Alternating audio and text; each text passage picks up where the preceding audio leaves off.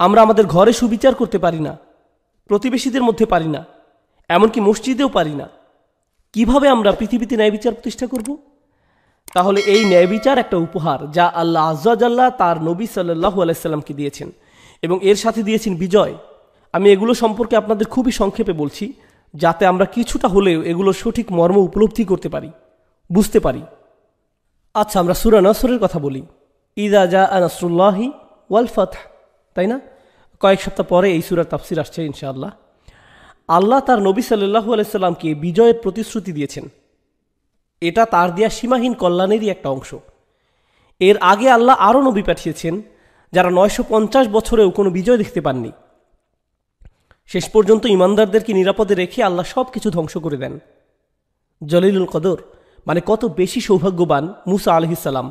কোরআনে তার কথা 70 বারের বেশি বলা হয়েছে, কিন্তু শেষ পর্যন্ত তিনি নির্বাসিত অবস্থায় মারা গেছেন। বনী ইসরায়েলরা তাকে ব্যর্থ করে দিয়েছে, তিনি তাদের নিয়ে ব্যর্থ হয়েছেন।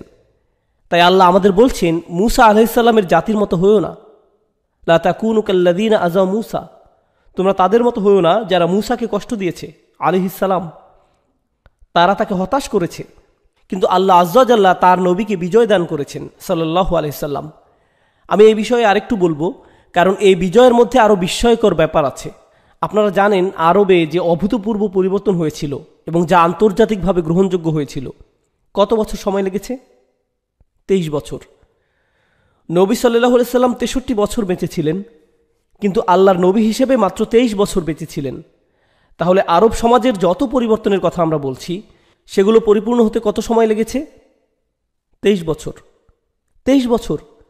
পৃথিবীতে এমন কোনো ঐতিহাসিক পরিবর্তন হয়েছে 23, 33, 43, 53 বা 63 বছরে? আপনারা যদি 500 বছরের কথাও চিন্তা করেন, আমি মনে করি না এমন কোনো পরিবর্তন পৃথিবীতে কখনো হয়েছে যেটা মানুষের চিন্তা, ভালো লাগা, খারাপ লাগা, কিভাবে পোশাক পরবে, কিভাবে সরকার পরিচালনা করবে, কিভাবে অর্থনীতি সচল রাখবে, কিভাবে বিয়ে করবে, কিভাবে ডিভোর্স দিবে, কিভাবে টয়লেটে যাবে, কি খাবে কি খাবে না, কি বলবে কি বলবে না, কিভাবে ব্যবসা করবে, কিভাবে লোন নিবে, এভাবে জীবনের সব কিছু পাল্টে দিয়েছে। কত বছরে? 23 বছর। 23 বছর। আপনারা যারা কলেজে গিয়েছেন এবং বিশ্ব ইতিহাস পড়েছেন, আপনারা বিভিন্ন বৈপ্লবিক পরিবর্তনের কথা জানেন। আপনারা রাশিয়ার বলশেভিক রেভলিউশন বা রুশ বিপ্লবের কথা পড়েছেন, ইউরোপের ফরাসি বিপ্লব সম্পর্কে পড়েছেন। এই বিপ্লবগুলো হয় রাজনৈতিক অথবা অর্থনৈতিক ছিল। এগুলো মানুষের নৈতিকতার পরিবর্তন করেনি, মানুষের খাওয়া, ঘুমানো বা পান করার মতো বিষয় পরিবর্তন আনেনি, মানুষের পছন্দ অপছন্দের কোনো পরিবর্তন, এমনকি পোশাক পরিচ্ছদে কোনো পরিবর্তন আনেনি। কেবল একটা বড় পরিবর্তন, আর কিছু না। তাছাড়া এই পরিবর্তন বা বিপ্লব এমন সব মানুষের মাধ্যমে হয়েছে যারা বিভিন্ন দার্শনিকদের বই থেকে এগুলো সম্পর্কে পড়েছে, অথচ এই দার্শনিকেরা এসব পরিবর্তনের বহু আগেই পৃথিবী ছেড়ে চলে গিয়েছেন। আমি আপনাদের শুধু একটা উদাহরণ দিচ্ছি, রুশ বিপ্লব বা কমিউনিস্ট বিপ্লব। আপনারা জানেন এই সাম্যবাদ কার লেখা? Karl Marx. কার্ল মার্কস তিনি কোন দেশের জানেন? তিনি জার্মানির অধিবাসী। রুশ বিপ্লবের 60 বছর আগে তিনি মারা গেছেন। তিনি ছিলেন একজন লাইব্রেরিয়ান, একজন লেখক, একজন দার্শনিক। তিনি যখন লাইব্রেরিতে বসে বসে তার বই লিখছেন, কখনো নিশ্চয়ই কল্পনাও করেননি যে তার লেখা পড়ে একে অপরকে হত্যা করবে মানুষ, এবং তার মৃত্যুর 60 বছর পর মানুষ একটা দেশে বিপ্লব ঘটাবে, তাই না? তাহলে অন্যভাবে বলতে গেলে ঐতিহাসিক একটা ফর্মুলা হলো, কোনো মতবাদের দার্শনিক কখনো যুদ্ধক্ষেত্রে থাকেন না, এবং এমনকি একজন দার্শনিক তার নিজের দর্শনের জন্য আন্দোলন করেন না। তিনি শুধুমাত্র একজন দার্শনিক। তিনি তার লেখার মাধ্যমে সমাজ পরিবর্তনের জন্য মানুষকে কনভিন্স করতেও চেষ্টা করেন না। তিনি শুধু লেখেন আর লেখেন। এমনকি ফরাসি বিপ্লবের ক্ষেত্রেও আপনারা জানেন ভলটেয়ার এবং রুশো এই দুজন লেখক বিপ্লব দেখেননি। ফরাসি বিপ্লবের প্রায় 100 বছর আগে তারা তাদের মতবাদ দিয়েছেন। এখন মুহাম্মদ সাল্লাল্লাহু আলাইহি সাল্লামের ক্ষেত্রে কে বক্তব্য দিচ্ছেন? কেই বা যুদ্ধক্ষেত্রে আছেন? আপনারা কল্পনা করতে পারছেন? যুদ্ধের একেবারে প্রথম সারিতে কে আছেন? কে মানুষদেরকে আহ্বান করছেন? আর কাকে বয়কট করা হয়েছে? কাকে একটা গুহায় আশ্রয় নিতে বাধ্য করা হয়েছে? কাকে ঘরছাড়া করা হয়েছে? তিনি এমন কেউ ছিলেন না যে কিনা কোনো একটা মঞ্চের পেছনে দাঁড়িয়ে তার সাথীদের সামনে আগাতে বলেছেন, বরং তিনিই প্রথমে সামনে এগিয়ে গিয়েছেন যখন তার পেছনে কেউ ছিল না, সাল্লাল্লাহু আলাইহি সাল্লাম। এটা ইতিহাসে কখনো ঘটেনি, কখনোই না। আপনারা পলিটিক্যাল সায়েন্সের প্রফেসর বা হিস্ট্রি প্রফেসরকে জিজ্ঞেস করে দেখতে পারেন। জানেন, আমি মনে করি না অমুসলিমদের কাছ থেকে এই বিষয়টা যাচাই করা বা সমর্থন নেয়ার আমাদের কোনো প্রয়োজন আছে। যেমন আপনারা বিখ্যাত বই দ্য 100 সম্পর্কে জানেন, যেখানে রাসূল সাল্লাল্লাহু আলাইহি সাল্লামকে 1 নম্বরে স্থান দেওয়া হয়েছে, আর আমরা এতে দারুণ গর্ববোধ করি। আসলে এখানে নতুনভাবে গর্বিত হওয়ার কিছু নেই। আল্লাহ আমাদের যা দিয়েছেন গর্ব করার জন্য তাই যথেষ্ট, আমাদের জন্য তাই যথেষ্ট। তারা এমনকি তাদের সেকুলার ধ্যান ধারণা থেকে বিশ্লেষণ করেও এটা জানে এবং স্বীকার করে যে পৃথিবীর ইতিহাসে একক বা দলীয় পর্যায়ে অন্য কোনো বৈপ্লবিক পরিবর্তন নেই যা এভাবে একাধারে রাজনৈতিক, সামাজিক, অর্থনৈতিক, আধ্যাত্মিক এবং নৈতিক পরিবর্তন সাধন করেছে। নবী সাল্লাল্লাহু আলাইহি সাল্লামকে 1 নম্বরে রাখার যথেষ্ট কারণ আছে। তাদের কাছে আর কোনো বিকল্প ছিল না, তার কোনো বিকল্প নেই। তাহলে আল্লাহ তার নবী সাল্লাল্লাহু আলাইহি সাল্লামকে যে বিজয় দান করেছেন তা আর কাউকে দেননি। এমন একটি কিতাব দিয়েছেন যা কাউকে দেননি, এমন বিজয় দিয়েছেন যা আর কাউকে দেননি। তারপর আল্লাহ আজ্জা জাল্লাহ তাকে অনেক সম্মান দিয়েছেন। আল্লাহ তার নবী সাল্লাল্লাহু আলাইহি সাল্লামকে শরফ বা সম্মান দান করেছেন। এটা আল কাউসারের অংশ। আপনারা জানেন, ইব্রাহিম আলাইহিস সালাম যখন আল্লাহর ঘর নির্মাণ করেছিলেন তখন তিনি কিবলার জন্য অনেক দোয়া করেছেন, তাই না? মানুষের অন্তরকে তোমার ঘরের দিকে ফিরিয়ে দাও, তাহওয়ি ইলাইহি, ঠিক না? মাসাবাতাল লিন্নাসি ওয়া আমনা, এই স্থানকে উৎকর্ষতা এবং নিরাপত্তায় পরিপূর্ণ করুন। তিনি এভাবে আল্লাহর ঘরের জন্য দোয়া করেছেন। কিন্তু আল্লাহ তাআলা কখন মসজিদুল আকসা থেকে মসজিদুল হারামের দিকে কিবলা পরিবর্তন করেছেন? কেন পরিবর্তন করেছেন? আল্লাহ কারণগুলো ব্যাখ্যা করেছেন। আপনারা জানেন কারণগুলো কি? কদ নারা তাকাল্লুবা ওয়াজহাকা ফিস সামাই ফালা নুআল্লিয়ান্নাকা কিবলাতান তারদাহা। আমরা আপনাকে দেখেছি আকাশের দিকে মুখ করে তাকিয়ে থাকতে, তাই আমরা আপনার জন্যই কিবলা পরিবর্তন করে দিলাম। এতে কোনো সন্দেহ নেই। ফালা নুআল্লিয়ান্নাকা, আমরা শপথ করে বলছি নিশ্চয়ই আমরা আপনার জন্যই কিবলা পরিবর্তন করে দিচ্ছি। কেন? কারণ আপনি আকাশের দিকে তাকিয়েছিলেন। আপনি আল্লাহকে সরাসরি কিছু বলেননি, তিনি সাল্লাল্লাহু আলাইহি সাল্লাম সরাসরি কিছু বলেননি, তিনি এই ব্যাপারে দোয়াও করেননি। তিনি শুধু একটু বিষণ্ণভাবে আকাশের দিকে তাকিয়েছিলেন। আর তারপর আয়াত নাজিল হলো যে দেখুন কিবলা পরিবর্তন হয়ে গেছে। আপনি খুশি তো? তারদাহা, যাতে আপনি খুশি হন, সন্তুষ্ট হন। এই একটা ঘটনার মাধ্যমে সারা পৃথিবীর ইতিহাস পাল্টে গেছে। মানব ইতিহাসে 100 কোটি মানুষের ইবাদতের দিক পরিবর্তন হয়ে গেছে। আর এই ঘটনার পেছনে কারণ ছিল আল্লাহর নবী সাল্লাল্লাহু আলাইহি সাল্লামের মুখে হাসি ফোটানো। ইন্না আতাইনা কাল কাউসার। আমরা কেমন কাউসার অর্থাৎ সীমাহীন নিয়ামতের কথা বলছি। আল্লাহ তার নবী সাল্লাল্লাহু আলাইহি সাল্লামকে যা কিছু দান করেছেন তা সত্যিই অসাধারণ। আমরা ইতিমধ্যে গত পর্বে ওয়ারাফা'না লাকা যিকরাক সম্পর্কে আলোচনা করেছি। এরপর আসছে মাকামাম মাহমুদা।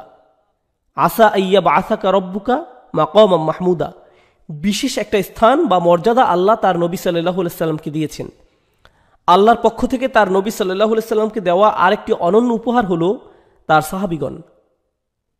সাহাবীগণ, তাই না? আল্লাহ আজ্জা জাল্লাহ এই মানুষটাকে এমন সব অনুসারী দিয়েছেন যারা এক কথায় অতুলনীয়। পৃথিবীর কোনো নেতার এমন অনুসারী ছিল না। তাছাড়া বড় বড় নেতারা বিশাল বিশাল স্থাপনা, ভাস্কর্য, বড় বড় দালান কোঠা, রাস্তাঘাট, পতাকা ইত্যাদি তৈরি করেন, তাই না? আপনি কি অর্জন করেছেন? কি কাজ করেছেন? আমি এটা করেছি, আমি এই বিশাল ওয়ালটা নির্মাণ করেছি, এই টাওয়ারের উপরে এই ভাস্কর্যটা বানিয়েছি। আর আমাদের নবী সাল্লাল্লাহু আলাইহি সাল্লাম কি রেখে গেছেন? কোন ভাস্কর্য, কোন স্থাপনা, কোন মহাসড়ক, কোন বিশ্ববিদ্যালয়? কি রেখে গেছেন তিনি রেখে গেছেন এমন সব সাহাবা যারা পুরো পৃথিবীটা পাল্টে দিয়েছিল। এটা নিঃসন্দেহে আল্লাহর পক্ষ থেকে তার নবীর জন্য একটা উপহার। মুহাম্মদুর রাসূলুল্লাহ আল্লাযীনা মাআহু আশিদ্দাউ আলাল কুফারি রুহামাউ বাইনাহুম। এরপর আল্লাহর আরও একটি অন্যতম অনুগ্রহ ওয়াল্লাহি, যেটা সূরা তাওবা এসেছে। এই সূরায় দুর্বল ঈমানদারদের উপর আল্লাহর অসন্তুষ্টির কথা বলা হয়েছে। তখনকার সময় সত্যিকারের ঈমানদারও ছিল, দুর্বল ঈমানদারও ছিল। কিছু সাহাবীর ঈমান এতটাই দুর্বল ছিল যে তারা ঈমানদার হওয়ার ভান করত। তারা মূলত মুনাফিক ছিল। তাদের উচিত ছিল নবী সাল্লাল্লাহু আলাইহি সাল্লামকে সাহায্য করা। তাদের উদ্দেশ্যে আল্লাহ বলছেন, ইল্লা তানসুরুহু, যদি তোমরা তাকে সাহায্য না করো ফাকাদ নাসারাহুল্লাহ, আল্লাহ তাকে ইতিমধ্যে সাহায্য করেছেন, তোমাদের সাহায্য করার দরকার নেই। আল্লাহর পক্ষ থেকে কি অসাধারণ উপহার। আল্লাহ সাহাবাদের বলছেন, তোমরা যদি তার কাজে সাহায্য নাও করো তার কাজ চলতে থাকবে, কারণ আল্লাহর সাহায্য ইতিমধ্যে তার সাথে আছে। সুবহানাল্লাহ। রাসূল সাল্লাল্লাহু আলাইহি সাল্লামের প্রতি আরও একটা অনুগ্রহ বা উপহার হলাম আমরা, তার উম্মত, অর্থাৎ আমরা তার জন্য উপহার আর তিনি আমাদের জন্য উপহার সাল্লাল্লাহু আলাইহি সাল্লাম। ওয়া কাযালিকা জাআলনাকুম উম্মাতান ওয়াসাতা, এভাবে আমরা তোমাদেরকে একটি মধ্যমপন্থী জাতিতে পরিণত করেছি। লিতাকুনু শুহাদা আলান নাস ওয়া ইয়াকুনার রাসূলু আলাইকুম শাহিদা। ফিল আয়াতিল্লাতী যাকারা নাহনু উম্মা, ফি নাফসিল আয়াহ যাকারা আন্নাহু রাসূল সাল্লাল্লাহু আলাইহি সাল্লাম। একই আয়াতে আল্লাহ একই সাথে আমরা রাসূলের উম্মত হওয়ার কথা এবং তিনি আমাদের রাসূল হওয়ার কথা বলেছেন। নবী সাল্লাল্লাহু আলাইহি সাল্লাম তার উম্মতের জন্য দোয়াও করেছেন। তিনি আমাদের বলছেন, তিনি আশা করেন বিচার দিবসে তার অনুসারী বা উম্মতের সংখ্যা সবচেয়ে বেশি হবে এবং যত বেশি ওনার উম্মত তত বেশি তার স্মরণ, ততই বেশি তার প্রতি অনুগ্রহ যা আল্লাহ তাকে করেছেন। ওয়া রাফা'না লাকা যিকরাক, তাই না? প্রসঙ্গত ঈমানদারদের বেশি বেশি সন্তান নেয়ার জন্য তিনি নির্দেশ দিয়েছেন। যদিও আপনারা অনেকেই এটাকে অ্যাভয়েড করেন, তিনি এই নির্দেশ দিয়েছেন কারণ তিনি বলেছেন বিচার দিবসে তিনি তার সর্বাধিক অনুসারী আশা করেন। নবী সাল্লাল্লাহু আলাইহি সাল্লামের প্রতি আন্তরিকতা এবং ভালোবাসা থেকেই আমাদের বেশি বেশি বাচ্চা নেওয়া উচিত। এরপর তার পরিবার, অবশ্যই তার পরিবার তার জন্য একটা উপহার। তার উম্মতের কাছে তার পরিবার খুবই সম্মানের। তাই আমরা বলি আল্লাহুম্মা সাল্লি আলা মুহাম্মাদিন ওয়া আলা আলি মুহাম্মাদ। তাহলে তার পরিবারও তার জন্য একটা উপহার সাল্লাল্লাহু আলাইহি ওয়াসাল্লাম। তারপর হলো শাফাআহ। বিচার দিবসে যখন মানুষেরা একে একে সকল নবী রাসূলের কাছে যাবেন, তারা সকলে বলবেন নাফসি নাফসি, হায় আমার কি হবে, আমার কি হবে, আমার কাছে এসো না, আমার কাছে এসো না। আর সেদিন একমাত্র অবলম্বন, একমাত্র দরজা খোলা থাকবে মুহাম্মদ রাসূলুল্লাহ সাল্লাল্লাহু আলাইহি ওয়াসাল্লাম। এটা বিশাল ব্যাপার। বিচার দিবসে উম্মতের জন্য এর চেয়ে বড় কোনো উপহার, বড় কোনো সম্মান আর হতে পারে না। আপনারা জানেন সেদিন সবাই নিজের চিন্তায় মগ্ন থাকবে। সবাই, মা তার নিজের সন্তানকে ছেড়ে দিবে। মানুষ বলবে আমার পুরো পরিবারকে জাহান্নামে দিন, অথবা আমার পুরো এলাকার মানুষকে জাহান্নামে দিন, প্রয়োজন হলে ওয়ামান ফিল আরদি জামিআন সুম্মা ইউনজিহ, পুরো পৃথিবীর মানুষকে জাহান্নামে নিক্ষেপ করুন, বিনিময়ে আমাকে মুক্তি দিন। সেদিন এই মানুষটা সাল্লাল্লাহু আলাইহি সাল্লাম আসবেন আর বলবেন না, সে আমার লোক। অনেক বর্ণনায় আছে যেখানে বলা হয়েছে কিছু মানুষকে জাহান্নামের দিকে টেনে নিয়ে যাওয়া হবে এবং নবী সাল্লাল্লাহু আলাইহি সাল্লাম অন্য পাশ থেকে তাদের টানতে থাকবেন। ফেরেশতারা তাদের টেনে নিয়ে যেতে চাইবে, অন্যদিকে নবী সাল্লাল্লাহু আলাইহি সাল্লাম তাদেরকে অপর পাশ থেকে টানতে থাকবেন। একবার কল্পনা করে দেখুন বিচার দিবসে নবী সাল্লাল্লাহু আলাইহি সাল্লামকে কেমন ক্ষমতা দেয়া হয়েছে। এরপর ইন্নাল্লাহা ওয়া মালাইকাতাহু ইউসাল্লুনা আলান নবী। আমি গত পর্বেও এটা বলেছি, এটা অভূতপূর্ব একটা উপহার। কোনো সন্দেহ নেই আল্লাহ ও তার ফেরেশতাগণ তার নবীর উপর সালাওয়াত পেশ করছেন সাল্লাল্লাহু আলাইহি সাল্লাম। জানেন আল্লাহ যেভাবে তার নবী সাল্লাল্লাহু আলাইহি সাল্লামকে ডাকেন, যেভাবে তিনি তার কথা বলেন, এটাও আল্লাহর উপহারগুলোর মধ্যে একটি। তিনি তাকে এভাবে ডাকেন না ইয়া মুহাম্মদ, ইয়া আহমদ। তিনি কোরআনে বলছেন ইয়া আদম উসকুন আনতা ওয়া যাওজুকাল জান্নাহ, ইয়া দাউদ ইন্না জাআলনাকা খলিফাতান ফিল আরদ। তিনি ঈসা আলাইহিস সালামকে বলেছেন ইয়া ঈসা ইন্নী মুতাওয়াফিকা ওয়া রাফিউকা ইলাইয়া। তারপর ইয়া মূসা ইন্নানী আনাল্লাহ লা ইলাহা ইল্লা আনা ফা'বুদনি ওয়া আকিমিস সালাতা লিযিকরি। ইয়া যাকারিয়া ইন্না নুবাশশিরুকা বিগুলাম ইসমুহু ইয়াহইয়া। নবীদেরকে তাদের নাম ধরে সম্বোধন করা হয়, কিন্তু রাসূল সাল্লাল্লাহু আলাইহি সাল্লামের ক্ষেত্রে আল্লাহ বলছেন ইয়া আইয়ুহান নবী, ইয়া আইয়ুহার রাসূল, ইয়া আইয়ুহাল মুজাম্মিল, ইয়া আইয়ুহাল মুদ্দাসসির। খেয়াল করুন আল্লাহ তার রাসূল সাল্লাল্লাহু আলাইহি সাল্লামকে কেমন সম্মান দিয়েছেন। এমনকি তিনি যখন তার নাম কোরআনে উল্লেখ করেছেন তখনও রাসূল শব্দটি ব্যবহার করেছেন। মুহাম্মাদুন রাসূলুল্লাহি ওয়াল্লাযীনা মাআহু মা কানা মুহাম্মাদুন আবা আহাদিম মির রিজালিকুম ওয়ালাকিন রাসূলুল্লাহি ওয়া খাতামান নাবিয়্যিন ওয়া মুবাশশিরাম বিরাসূলিন ইয়াতি মিন বা'দি ইসমুহু আহমদ। তাই না? ওয়া মুবাশশিরাম বিরাসূলিন ইয়াতি মিন বা'দি ইসমুহু আহমদ, তাই না? আলে ইমরানে এসেছে ওমা মুহাম্মাদুন ইল্লা রাসূল ক্বাদ খালাত মিন ক্বাবলিহির রাসূল। কোরআনের শুধুমাত্র একটি জায়গায় আল্লাহ মুহাম্মদ নামের পাশে রাসূল শব্দটি ব্যবহার করেননি এবং সেটা সূরা মুহাম্মাদে, যেখানে আল্লাহ শুধু মুহাম্মদ সাল্লাল্লাহু আলাইহি সাল্লামকে হাইলাইট করেছেন, তাকে সরাসরি রাসূল হিসাবে হাইলাইট করেননি। কিন্তু ওই আয়াতেও তার উপর ওহী নাজিলের কথা বলা হয়েছে, যা স্পষ্টভাবে ইঙ্গিত করে যে তিনি আল্লাহর রাসূল। ওয়াল্লাযীনা আমানু ওয়া আমিলুস সলিহাত ওয়া আমানু বিমা নুযিলা আলা মুহাম্মাদিন ওয়া হুয়াল হাক্কু মির রাব্বিহিম। সুবহানাল্লাহ। মুহাম্মাদের উপর যা নাজিল হয়েছে, তার মানে এখানে তাকে রাসূলই তো বলা হচ্ছে, তার উপর ওহী নাজিলের কথা বলা হচ্ছে। এটা সত্যি অসাধারণ। এরপর আসছে 5 ওয়াক্ত নামাজ। নবী সাল্লাল্লাহু আলাইহি সাল্লামকে দেয়া 5 ওয়াক্ত নামাজ মূলত একটা উপহার। এর সাথে তাকে আরও দেয়া হয়েছে উলামা উম্মতি কা আম্বিয়া ইবানি ইসরাইল। আল্লাহ তার নবী সাল্লাল্লাহু আলাইহি সাল্লামকে তার উম্মতের মধ্যে এমন কিছু স্কলার দিয়েছেন, যাদের সম্পর্কে তিনি নিজে বলেছেন, আমার উম্মতের মধ্যে যারা স্কলার তারা বনি ইসরায়েলদের নবীদের মতো। সুবহানাল্লাহ। আমরা প্রায় শেষ পর্যায়ে চলে এসেছি। এরপর তাইসিরুল কোরআন। আল্লাহ তার নবী সাল্লাল্লাহু আলাইহি সাল্লামকে এমন একটি কিতাব দিয়েছেন যা মুখস্থ করা সহজ, মনে রাখা সহজ। এখানে একটা বিষয় আমাদেরকে মনোযোগ দিতে হবে। আমি 10 মিনিটের কম সময়ে শেষ করব ইনশাআল্লাহ। তাইসিরুল কোরআন, তারপর তাখফিফ আশ-শারআ, এটাই সর্বশেষ। কোরআনকে সহজ করা। আল্লাহ মানুষের জন্য কোরআন মুখস্থ করাকে সহজ করেছেন। এই তো গত সপ্তাহে ইসলামিক স্টাডিজের একজন অমুসলিম গবেষকের সাথে আমার কথা হচ্ছিল।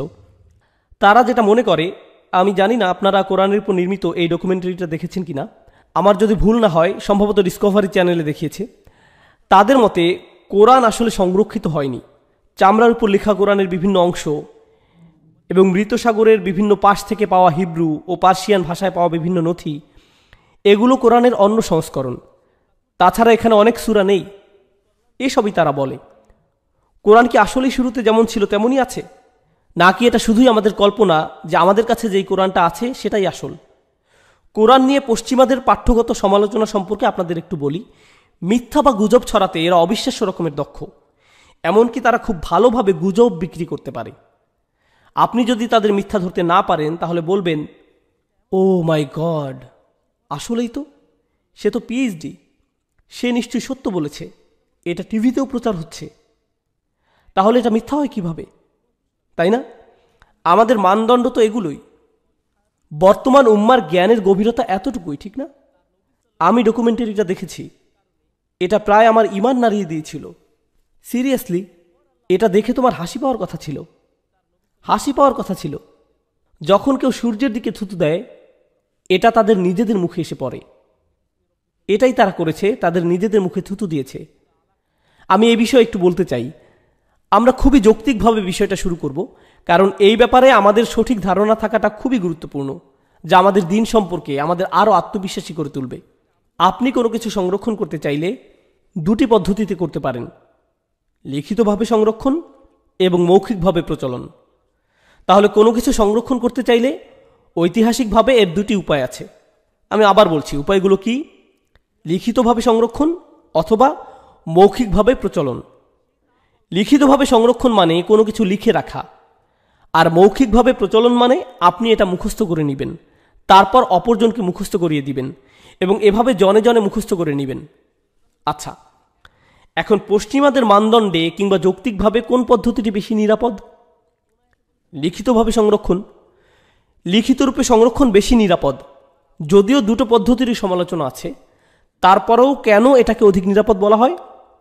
ধরুন, আমি যদি ওই কর্নার থেকে শুরু করে কোনো ভাইকে বলি, ভাই আমি আপনার কানে কানে কিছু কথা বলবো এবং আমি চাই আপনি আপনার পাশের ভাইয়ের কানে কানে কথাটা বলেন। আমি তার কানে কানে বললাম, আহমদ করিমের পেটে ঘুষি মেরেছে। আমি এতটুকুই বলেছি, আহমদ করিমের পেটে ঘুষি মেরেছে। তিনি তার পাশের ভাইয়ের কানে কানে কথাটা বললেন। তার পাশের জন তার পাশের ভাইকে বললেন, তার পাশের জন তার পাশের ভাইকে বললেন।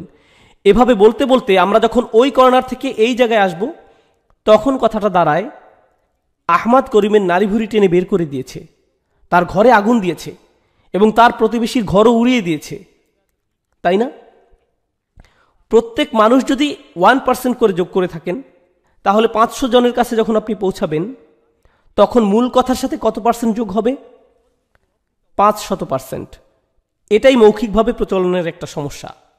ঠিক আছে, আপনি শুধু একটা শব্দ পরিবর্তন করলেন, পরের জন শুধু একটা শব্দ পরিবর্তন করলো, এভাবে একটা শব্দ বেড়ে যেতে পারে। তাই পশ্চিমা সমালোচকদের যুক্তি হলো মৌখিকভাবে প্রচলিত যে কোনো কথায় অনেক পরিবর্তন হয়।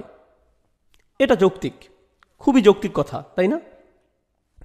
এই বিষয়টা আমরা মাথায় রাখব। এখন লিখিতভাবে সংরক্ষণে আসুন। সে সময় তাদের ফটোকপি মেশিন ছিল না, স্ক্যানারও ছিল না। তাহলে আপনার কাছে যদি একটা বই থাকে এবং যেটা আপনি হাতে লিখেছিলেন, সেক্ষেত্রে বইয়ের আরেকটা কপির জন্য কি করতে হবে? আবার লিখতে হবে। হাতে লিখবেন নাকি টাইপ করবেন? হাতে লিখবেন। হাতে লিখে সংরক্ষণ করতে চাইলে ভুল হওয়ার কি কোনো সম্ভাবনা আছে? হ্যাঁ, আছে। তাহলে এই বইটাতে যদি একটা ভুল থাকে, এরকম আরও একটা কপি লিখতে গিয়ে কি আরও ভুলের সম্ভাবনা আছে? হ্যাঁ, আছে। তাহলে এভাবে ভুলের সম্ভাবনা আছে। আর আমি আপনাদের বলে রাখি, এই পশ্চিমারা সভ্যতার বিষয়ে কথা বলতে বেশি পছন্দ করে। যাই হোক, পশ্চিমারা যখন ঐতিহাসিক ডকুমেন্টগুলোর কথা বলে, তারা কি লিখিতভাবে সংরক্ষণের জন্য গর্ববোধ করে নাকি মৌখিকভাবে? লিখিতভাবে সংরক্ষণ। তাহলে তাদের মতে কোনো কিছু সঠিকভাবে সংরক্ষণ করতে হলে কি করতে হবে? লিখিতভাবে সংরক্ষণ করতে হবে। তাহলে কোরআনের ব্যাপারে তারা মনে করে কোরআন সংরক্ষণের একমাত্র উপায় ছিল এটা লিখে রাখা, লিখে রাখার মাধ্যমে সংরক্ষণ করা। আসুন প্রথমে আমরা তাদের এই যুক্তি না হয় মেনে নিলাম।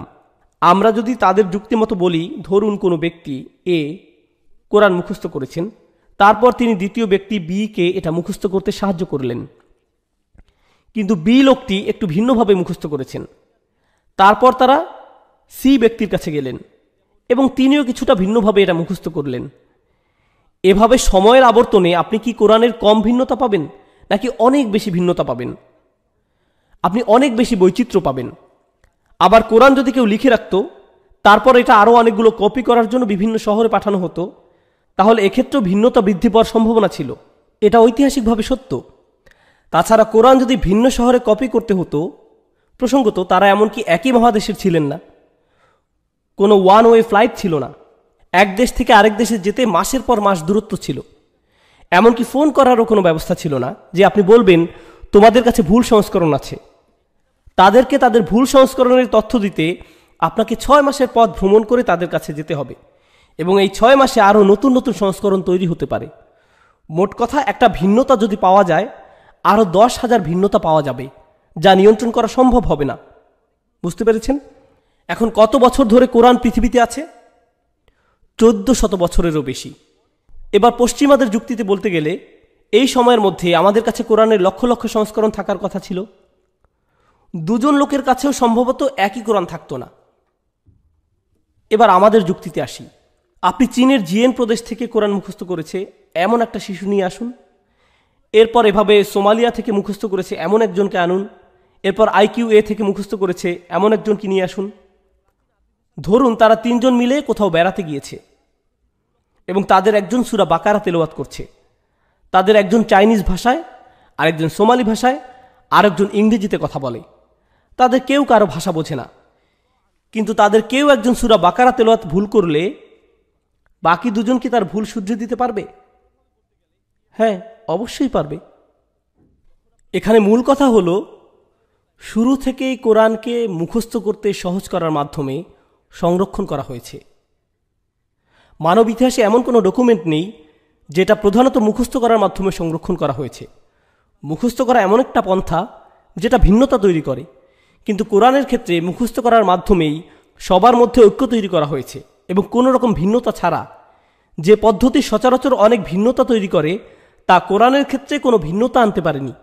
আর এর কোনো উত্তর দিতে না পেরে তারা বলে এখানে নিশ্চয়ই কোনো চক্রান্ত আছে, যার মাধ্যমে তারা এর ভিন্ন সংস্করণগুলো সামনে আসতে দেয় না। আমাকে একটু সাহায্য করবে? তোমাদের অন্য কী কৌশল আছে যার ফলে তোমাদের কোনো কৌশলই কখনো ফাঁস হয় না? বিভিন্ন সভ্যতার লক্ষ লক্ষ মানুষ একই জিনিস মুখস্থ করেছেন এবং আল্লাহ বলছেন ওয়ালাকাদ ইয়াসসারনাল কুরআনা লিযিকর, কোনো সন্দেহ নেই আমরা কোরআনকে মনে রাখার জন্য সহজ করেছি। জিকিরের মধ্যে মুখস্থ করা অন্তর্ভুক্ত থাকে। আল্লাহ কোরআনকে অলৌকিকভাবে সহজ করেছেন মুখস্থ করার জন্য। আমাকে বলুন আর কোনো ডকুমেন্ট আছে যেটা এভাবে সংরক্ষিত হয়েছে? আর তারা যদি বলে আমরা জানি না কোরআনের সংরক্ষণ অক্ষুণ্ণ আছে কিনা, তাহলে পরীক্ষা করে দেখুন। একটা বিশাল সিন্ধুকে কোরআনের সব কপি রেখে দিন। হাফেজদের মাধ্যমে শুধু এই রিচার্ডসনে কোরআনের একটা কপি বানাতে আমাদের কত সময় লাগবে? এই এলাকাতেই, অন্য এলাকায় যাওয়ার প্রয়োজন নেই। ফোন আর ইন্টারনেট সংযোগও কেটে দিতে পারেন। এভাবে বাইবেলের একটা কপি বানাতে তাদের কত সময় লাগবে? অথবা আমেরিকার সংবিধানের কথাই ধরুন, এটা তো আর কয়েক হাজার বছরের পুরনো নয়, মাত্র কয়েকশো বছরের পুরনো। তো তাদের কাছ থেকে সংবিধানের সবগুলো কপি নিয়ে দেখুন, আর একটা কপি বানাতে তাদের কত সময় লাগবে? আর আমাদের কোরআন নিয়ে আসতে আমাদের কত সময় লাগে? আল্লাহ বলেছেন তিনি এটা সংরক্ষণ করেছেন। ইন্না নাহনু নাজ্জালনা যিকরা, তিনি এমনভাবে এটাকে সংরক্ষণ করেছেন, যদি কেউ এটা বিকৃত করতেও চায়, তারা অবশ্যই একটা চেষ্টা করেছিল। তারা খুব সম্ভবত ফুরকান নামে একটা কিছু বানিয়েছিল, যেখানে কোরআন থেকে কিছু সূরা তারা বাদ দিয়েছিল। তারা বলেছিল রাজনৈতিকভাবে ত্রুটিপূর্ণ সূরাগুলো তারা বাদ দিয়েছে। আর এতে মুসলিমদের প্রতিক্রিয়া ছিল এরকম, তাদের এত বড় সাহস! আরে আপনাদের চিন্তার কোনো কারণ নেই। যা তারা 1400 বছরে করতে পারেনি, যেখানে আল্লাহ বলেছেন তিনি নিজেই তার কিতাব সংরক্ষণ করেছেন, সেখানে আপনি মনে করছেন তারা অ্যামাজনে 2টা বই বিক্রি করে কোরআনের সাথে প্রতিযোগিতা করবে? আপনি কি আমার সাথে মজা করছেন? এখানে চিন্তিত হওয়ার কিছু নেই, কারণ এই কিতাব সংরক্ষণের দায়িত্ব আমাদেরকে দেয়া হয়নি। ইন্না নাহনু নাজ্জালনা যিকরা ওয়া ইন্না লাহু লাহাফিজুন, নিশ্চয়ই আমরাই এই বইয়ের রক্ষণাবেক্ষণকারী, সংরক্ষণকারী। এটা নিঃসন্দেহে অনেক বড় একটা দায়িত্ব, এবং তিনি এটা এমনভাবে পরিচালনা করেছেন যে কোরআনকে পৃথিবী থেকে মুছে দেওয়ার একটাই উপায় আছে, সকল মুসলিমকে একসাথে ধ্বংস করে দেয়া। পুরো মানব সমাজের 1/5 বা 1/4 পৃথিবী থেকে একসাথে বিলুপ্ত করে দিতে হবে যদি কোরআন বিলুপ্ত করতে হয়। মোট কথা, সময়ের সাথে সাথে যে কোনো ডকুমেন্ট বা কাগজপত্রের কার্যকারিতা, বৈধতা কমে আসে, কিন্তু এটাই একমাত্র বই যার বৈধতা সময়ের সাথে বাড়ছে। জানেন, বাইবেলের উপর যারা গবেষণা করেন, বেশিরভাগ বাইবেলের স্কলার যারা বিভিন্ন বিশ্ববিদ্যালয় থেকে বাইবেলের উপর পিএইচডি করেছেন, তারা এখন আর বিশ্বাস করেন না যে বাইবেল ঐতিহাসিকভাবে বিশুদ্ধ। তারা এটা বিশ্বাস করেন না। আমরা প্রফেসর জেরাল্ড ডার্কসের কথা পড়তে পারি, অথবা ব্রাদার এডির অনুষ্ঠান thedinshow.com-এ তার ইন্টারভিউ শুনতে পারি। তিনি ধর্মশাস্ত্রের উপর মাস্টার্স ডিগ্রি নিয়েছেন। তো নিঃসন্দেহে এটা আল্লাহর পক্ষ থেকে তার নবীর প্রতি অতুলনীয় একটা উপহার, সাল্লাল্লাহু আলাইহি সাল্লাম। আপনি চাইলেও এর কোনো ক্ষতি করতে পারবেন না। নবীজি সাল্লাল্লাহু আলাইহি সাল্লাম চিন্তায় পড়ে যেতেন, আমি যদি আয়াতগুলো ভুলে যাই। তিনি চিন্তায় পড়ে যেতেন। এই আশঙ্কায় তিনি দ্রুত তার জিহ্বা নাড়াতেন। লা তুহাররিক বিহি লিসানাকা লিতাআজালা বিহি, আল্লাহ আরও বলেছেন, ইন্না আলাইনা জামাআহু ওয়া কুরআনাহু, নিশ্চয়ই এটাকে একত্রিত করার, এর সাথে সংযুক্ত করার এবং একে পড়িয়ে দেওয়ার দায়িত্ব আমার উপর। দেখুন আল্লাহ কিভাবে তার নবী সাল্লাল্লাহু আলাইহি সাল্লামের কাঁধ থেকে দায়িত্বের বোঝা নামিয়ে দিয়েছেন। তার কাঁধ থেকে দায়িত্বের বোঝা নামিয়ে দিয়েছেন। আল্লাযী আনকাদা যহরাক, তিনি তার কাঁধ থেকে বোঝা নামিয়ে দিয়েছেন সাল্লাল্লাহু আলাইহি সাল্লাম। এগুলো হচ্ছে আল্লাহ আযজা ওয়া জাল্লা তার নবী সাল্লাল্লাহু আলাইহি সাল্লামকে যে কল্যাণগুলো দান করেছেন তার অংশ। শেষ পয়েন্টে আমি আপনাদের যে কথাটা বলতে চাই সেটা হলো, আল কাউসারের অংশ হিসেবে আমরা লিস্ট আকারে অনেকগুলো বিষয়ে কথা বলেছি, এবং আল্লাহ তার নবী সাল্লাল্লাহু আলাইহি সাল্লামকে এগুলো দান করেছেন। এখন তিনি সাল্লাল্লাহু আলাইহি সাল্লাম এগুলোর জন্য কিভাবে আল্লাহর প্রতি কৃতজ্ঞতা প্রকাশ করবেন? আপনারা জানেন কাজ অনুযায়ী প্রতিক্রিয়া করা উচিত। এখন আপনি এই সীমাহীন উপহার পাওয়ার বিপরীতে কি করবেন? যখন কেউ আপনার অনেক বড় কোনো উপকার করে, আপনি বলেন, আমি জানি না, আমি বুঝতে পারছি না, আমি কি বলবো।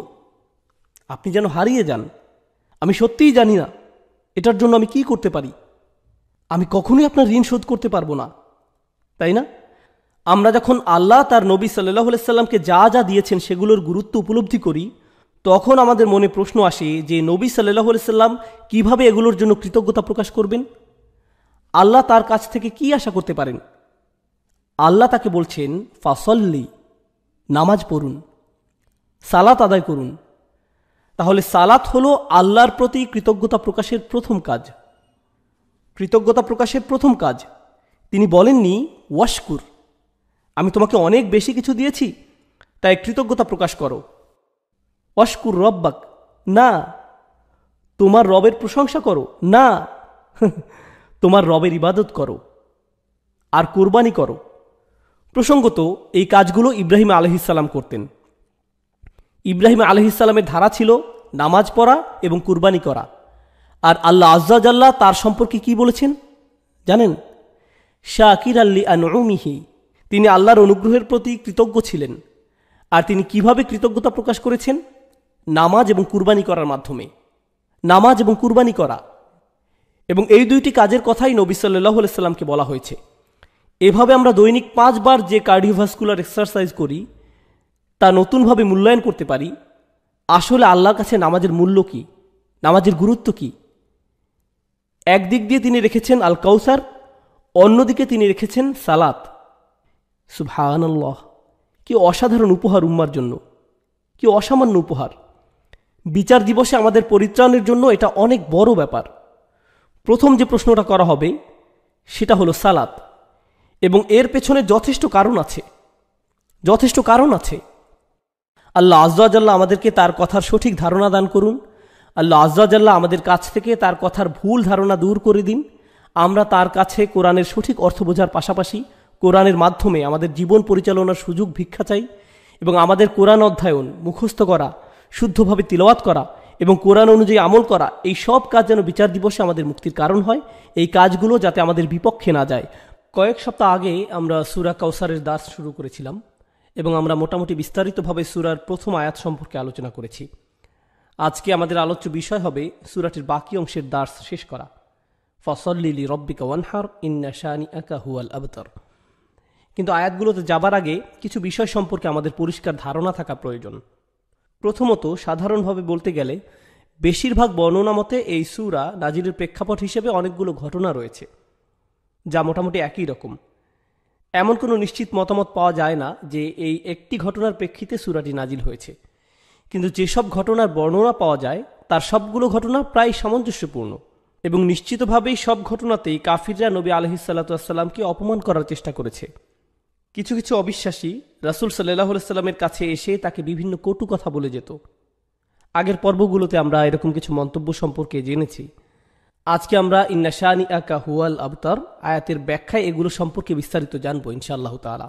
তবে আমরা এতটুকু বলতে পারি, এই সূরার প্রেক্ষাপট ছিল সম্পূর্ণ নেতিবাচক। এর প্রেক্ষাপটে যেসব ঘটনা ঘটেছে, নবী আলাইহিসসালাতু ওয়াসসালামের জীবনে এই ঘটনাগুলো মোটেও সুখকর ছিল না। কিন্তু আল্লাহ এই নেতিবাচক ঘটনাগুলোর উত্তরে এই সূরাটি শুরু করেছেন খুবই ইতিবাচকভাবে। ইন্না আতাইনাকা আল কাউসার। আল্লাহ আজ্জা জাল্লা নবী সাল্লাল্লাহু আলাইহি সাল্লামকে আল কাউসার দান করার কথা বলেছেন, যা অত্যন্ত ইতিবাচক এবং যা কাফিরদের কথার সম্পূর্ণ বিপরীত। এতে আমরা রাসূল সাল্লাল্লাহু আলাইহি সাল্লামের সিরাত এবং দাওয়াতে দ্বীনের কাজ সম্পর্কে গুরুত্বপূর্ণ একটা শিক্ষা পাই।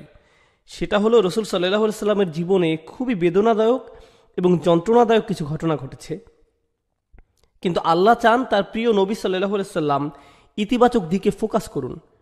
আপনি বরং আল্লাহ আপনাকে যা দান করেছেন সেগুলোতে মনোযোগ দিন। আল কাউসারের দিকে ফোকাস করুন, যা আল্লাহ একান্তভাবে আপনাকে দিয়েছেন। এটাই এখানে প্রথম শিক্ষা। তাছাড়া এখানে আল্লাহর একটা অনুগ্রহ রয়েছে, তিনি নেতিবাচক কথা বলার আগে ইতিবাচক কথা দিয়ে সূরাটি শুরু করেছেন।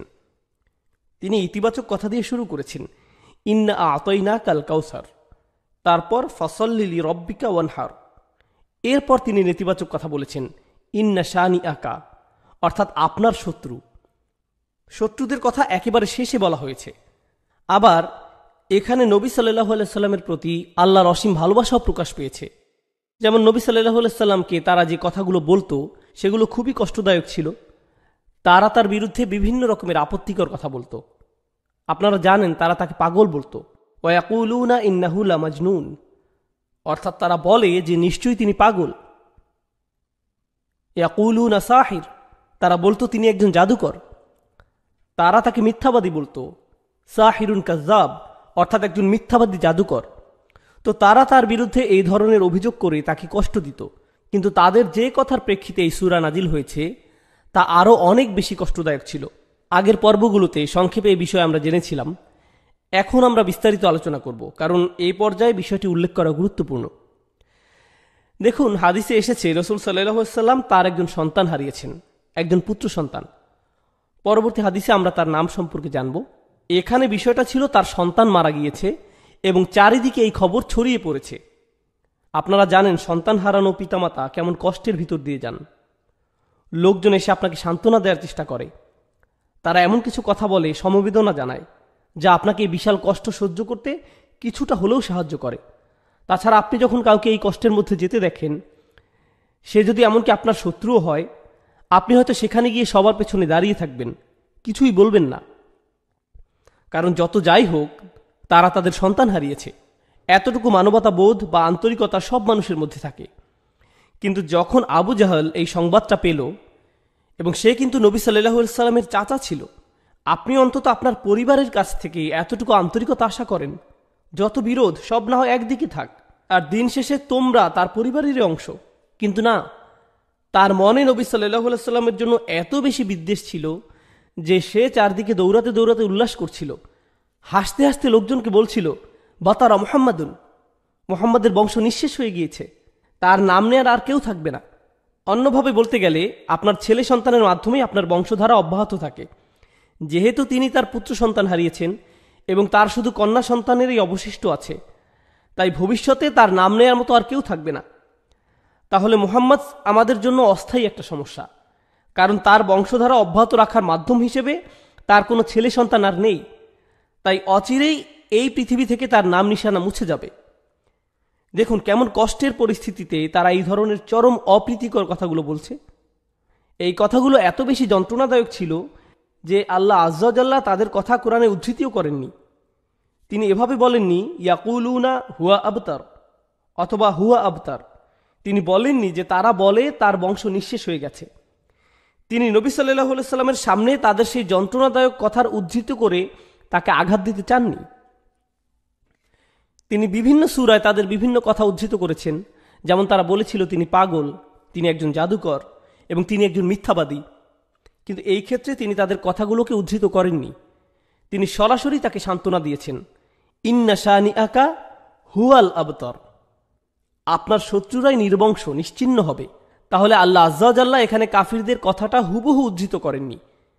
এটা নিঃসন্দেহে নবী সাল্লাল্লাহু আলাইহি সাল্লামের প্রতি আল্লাহর অসীম ভালোবাসার বহিঃপ্রকাশ। পরিশেষে আমরা এই সূরায় আরও একটা অসাধারণ শিক্ষা পাই। এখানে আল্লাহ কেবল নবী সাল্লাল্লাহু আলাইহি সাল্লামের মনোযোগ অন্যদিকে আকৃষ্ট করেননি।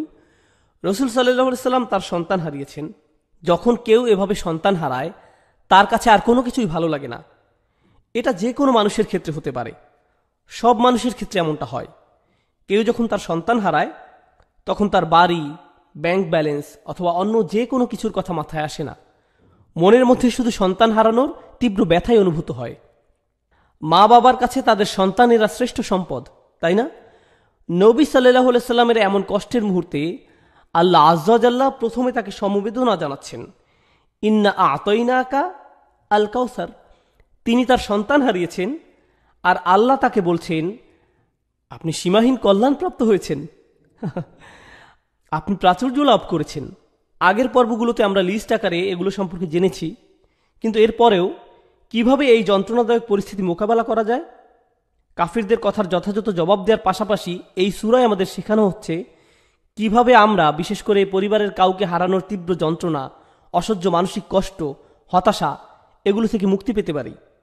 প্রথমত, আল্লাহ আপনাকে যা যা নিয়ামত দান করেছেন সেগুলোতে মনোযোগ দিন। এরপর ফাসল্লি লিরব্বিকা ওয়ানহার, নবী সাল্লাল্লাহু আলাইহি সাল্লামকে আল্লাহ বলছেন সালাত আদায় করুন। আল্লাহ বলছেন দুঃখ, কষ্ট, যন্ত্রণা থেকে মুক্তির উপায় হলো সালাত আদায় করা। সুবহানাল্লাহ। জানেন এখানে সালাত আদায়ের দুইটা দিক আছে। প্রথমত, শেষ আয়াতের সাথে সালাতের সম্পর্ক আছে, আবার প্রথম আয়াতের সাথেও সালাতের সম্পর্ক আছে। তাহলে মাঝখানের আয়াত ফাসল্লি লিরব্বিক হলো এই সূরার মূল আয়াত। প্রথম আয়াতে আল্লাহ নবী সাল্লাল্লাহু আলাইহি সাল্লামকে যা দান করেছেন সেই সম্পর্কে বলা হয়েছে। আর কোনো উপহার পেলে আপনার কি করা উচিত? আপনার কৃতজ্ঞতা প্রকাশ করা উচিত, এবং কৃতজ্ঞতা প্রকাশের শ্রেষ্ঠ মাধ্যম হলো সালাত আদায় করা। তাহলে প্রথম আয়াতের প্রতিক্রিয়া হলো ফাসল্লি লিরব্বিক। আবার দ্বিতীয়ত, তার শত্রুদের কাছে থেকে যে অসহনীয় দুঃখ কষ্ট তিনি পেয়েছেন, যাদের কথা শেষ আয়াতে বলা হয়েছে, এই কষ্টগুলো মোকাবেলা করার জন্য আপনি কি করেন? আপনি নামাজে দাঁড়িয়ে যান। তাহলে ভালো মন্দ উভয় পরিস্থিতিতে আপনার প্রতিক্রিয়া হবে নামাজ আদায় করা। সুবহানাল্লাহ।